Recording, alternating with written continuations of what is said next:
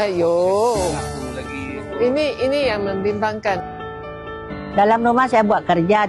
Lepas tu macam ada bunyi lah. Boom, macam ada rentuan kan. Kami dapat maklumat, kami datang ke kawasan ni. Dan pihak bomba juga turut ada di sini. Dan juga agensi-agensi sahabat yang lain.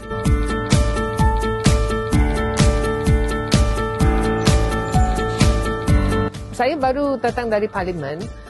Bagi saya agak terkejut lah lihat ini. Saya ikut semua apa yang dikatakan oleh pihak DBKL dan juga pihak bomba yang bertepan dengan tanah runtuh ini. Saya minta mereka bagi kerjasama. Jangan tunggu dan tak mau pindah dan sebagainya. Kerana kita tak tahu apa yang akan berlaku.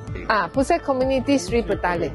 Semua sudah disediakan, dikosongkan yang dewan itu untuk mereka.